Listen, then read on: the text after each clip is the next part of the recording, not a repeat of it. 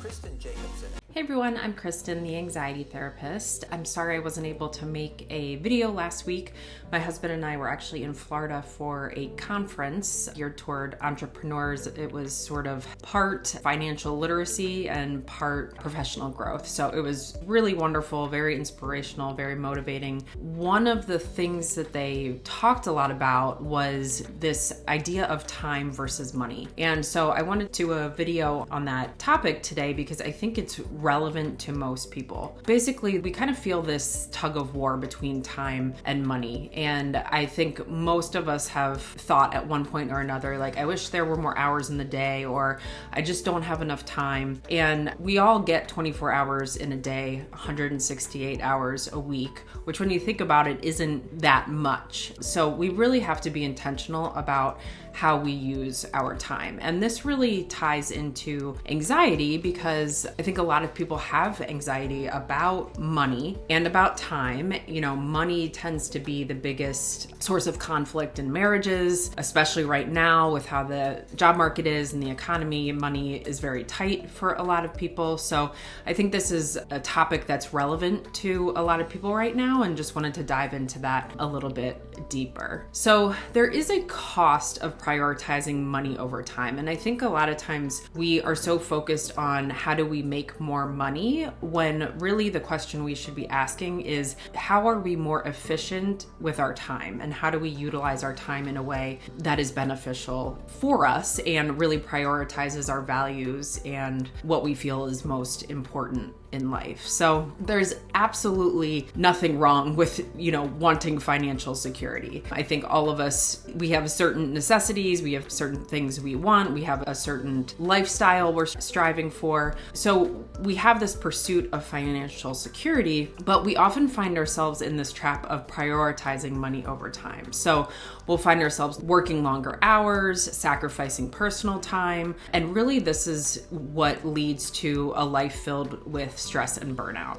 And the irony is that while we might earn more, it actually leaves less time to enjoy the sort of fruits of our labor, if you will. And it can make us less happy and more stressed and more anxious. And this fear of sort of not having enough or losing what we have can take hold of us. So unlike money, time is a very finite resource. Like I said, we all have the same amount. And once it's spent, it's impossible to reclaim.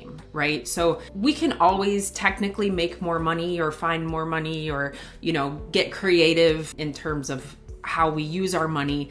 But the value of time is really crucial in managing anxiety because it involves making conscious choices about how we spend those precious hours. And we want the things that we do with that time to really contribute to our overall well-being and, like I said, align with our deepest values. And so when we view time as more of this precious commodity, we start to weigh our decisions a little bit differently. We start prioritizing things that nurture our mental health and relationships, and it really just creates more of kind of a healthy and balanced lifestyle. Anxiety tends to arise when there is a disconnect between our actions and our values. So let's say one of our values is that we really value deep connections with loved ones and we really cherish our relationships, but we might continuously choose to work over spending time with our family.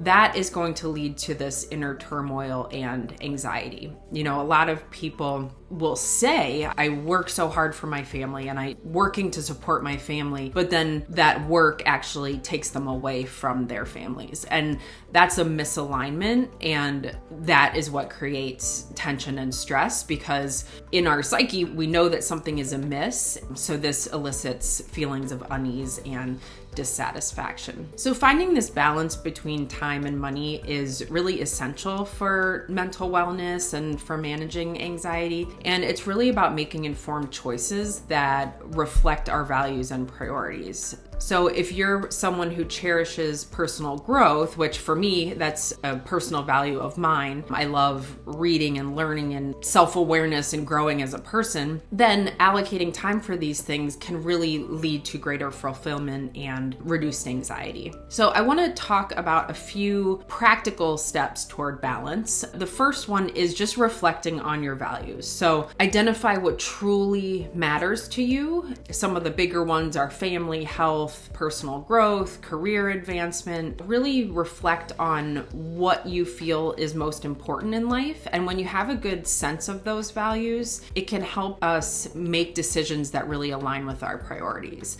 I think a lot of times people think they know what their values are, but they haven't really taken the time to dig in and tease out the things that feel important, but maybe not quite as important as your top values. So that's a really important exercise to do. Number 2 is to conduct a time audit. So for about a week, track how you spend your time. This can be very eye-opening and really reveal how much time you spend on activities that don't align with your values or contribute to your well-being. You know, a lot of times when people will look at the tracker on their phone that indicates how much time they've spent on social media, they're sort of shocked to see the amount of time. So our time is often consumed by these mindless activities that aren't necessarily restorative for us or don't align with what we feel is most important. And so not to say that they're bad, but it's just we might want to be a little bit more cognizant in terms of how often or how much time we're dedicating to those activities. Number 3 is to set boundaries. So learning to say no to commitments that don't serve you or align with your priorities is so hard. This is one area that I work with my clients on pretty much every day.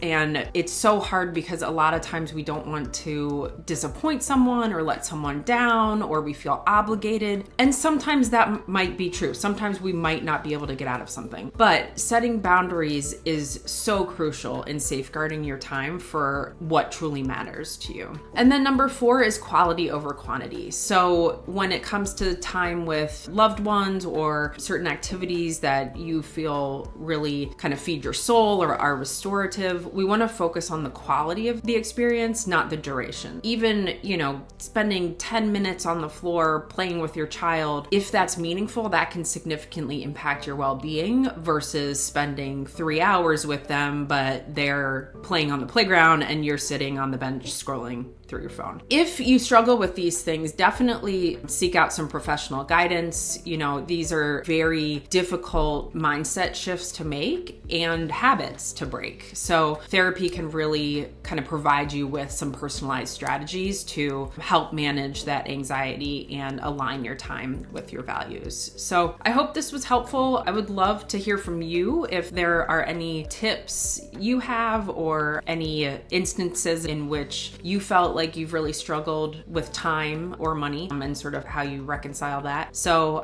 feel free to ask a question or leave a comment. And if this was helpful, be sure to subscribe to my YouTube channel so that you're notified when I put out new content. I hope you all have a great week, and I'll talk to you next time.